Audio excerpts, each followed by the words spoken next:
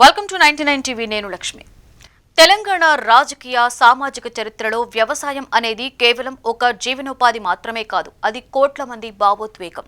అటువంటి రైతు లోకం ఏళ్ల తరబడి అప్పుల ఊపిలో కూరుకుపోయి ప్రతి పంట కాలంలోనూ రుణమాఫీ ఎప్పుడు జరుగుతోంది అనే ఎదురుచూపులతో గడిపింది. అయితే రేవంత్ రెడ్డి నేతృత్వంలోని ప్రభుత్వం అధికారంలోకి వచ్చిన తరువాత 2 లక్షల వరకు ఉన్న పంట రుణాలను 100% మాఫీ చేస్తామని ఇచ్చిన హామీని అమలు చేసింది. తెలంగాణలో రుణ విముక్తి అనే మాట ఇప్పుడు కేవలం రాజకీయ నినాదం కాదు, రైతు జీవితంలో జరిగిన ఒక నిజమైన మార్పుగా వినిపిస్తోంది. ఇది సంఖ్యల కథ కాదు, ఫైళ్లలో మొదలై ఫైళ్లలోనే ముగిసిపోయిన ఒక ప్రభుత్వ అనౌన్స్మెంట్ కూడా కాదు.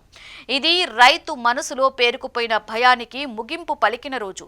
ఏళ్ల తరబడి భుజాల మీద మోస్తూ వచ్చిన బాకీ భారం దిగిపోయిన క్షణం. తెలంగాణ రైతుల నోళ్లలో ఎన్నో ఏళ్లుగా వినిపించిన ఒకే ప్రశ్న ఉంది: రుణమాఫీ ఎప్పుడు జరుగుతోంది? ఎన్నికలకి ముందు వాగ్దానాలుగా, వేదికల మీద మాటలుగా, దశలవారీగా ఇస్తామని చెప్పిన హామీలుగా ఈ ప్రశ్నలకు సమాధానాలు వినిపించాయి. కానీ ఈసారి ఆ మాటలకు మించి ఒక స్పష్టమైన ఫలితం కనిపించింది. 2 లక్షల రూపాయల వరకు పంట రుణమాఫీ శాతం పూర్తయింది. వాయిదాలు లేవు, దశల మాటలు లేవు, అర్ధాంతరంగా ఆగిపోయిన ప్రక్రియ లేదు, పూర్తి స్థాయిలో అమలైంది. గతంలో రుణమాఫీ అంటే ఎన్నో వాయిదాలు, మరెన్నో నిబంధనలు ఉండేవి. కానీ ఈసారి ప్రభుత్వం ఎటువంటి జాప్యం లేకుండా దశల వారీగా నిర్ణీత గడువులోగా ప్రక్రియను పూర్తి చేసింది. 2 లక్షలలోపు అప్పు ఉన్న ప్రతి అర్హత కలిగిన రైతు ఖాతాలోకి నేరుగా నగదు జమ అయింది. ఇందులో మధ్యవర్తుల ప్రమేయం కానీ, రాజకీయ సిఫార్సులు కానీ లేకుండా కేవలం లబ్ధిదారుని అర్హతనే ప్రామాణికంగా తీసుకున్నారు.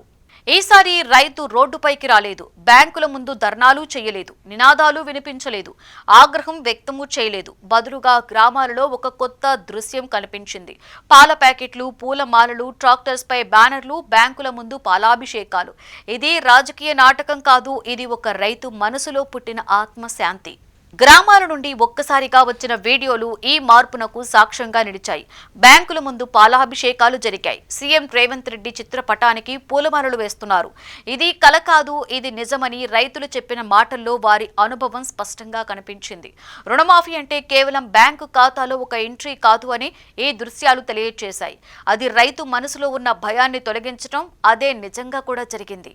రేవంత్ రెడ్డి ప్రభుత్వం ఈ విషయంలో రాజకీయ లెక్కలు వేయలేదు. ఏ పార్టీ, ఏ గ్రామం అనే ప్రశ్నలు లేవు. రైతు అర్హుడా, రుణం ఉందా అనే 2 ప్రమాణాలే ప్రాముఖ్యం పొందాయి. నేరుగా రైతు ఖాతాలలో డబ్బు జమ అయింది. మధ్యలో దళారులు లేరు, సిఫారసులు లేవు, ఆలస్యాలు లేవు. అందుకే ఈ రుణమాఫీపై రైతుల్లో నమ్మకం పెరిగింది. ఇంతకాలం రైతులు ఇస్తామనే మాటలు మాత్రమే చూశారు. ఈసారి ఇచ్చాం అనే పని చూశారు.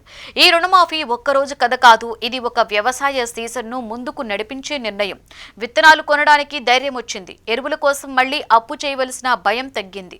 పంట వేయడానికి ఆత్మవిశ్వాసము పెరిగింది. ఇదే ఆర్థిక విముక్తి అంటే అని రైతులు అనుభవంతో చెబుతున్నారు. రైతు మాట ఫైల్లో ఉండదు, భూమిలో కనిపిస్తుంది అనే నినాదంతో ముందుకు సాగుతున్న ప్రభుత్వం రుణ విముక్తి ద్వారా ఒక బలమైన సందేశాన్ని ఇచ్చింది. అట్టడుగున ఉన్న అన్నదాతను ఆదుకుంటేనే రాష్ట్ర ఆర్థిక వ్యవస్థ బాగుంటుంది అని నిరూపించారు. తెలంగాణ రైతు ఇప్పుడు రుణ విముక్తుడై ఆత్మగౌరవంతో పొలం గట్టును నిలబడుతున్నాడు. ఇది కేవలం మాటలకే పరిమితం కాలేదు, చేతుల్లో చూపించిన పనితనానికి నిదర్శనం.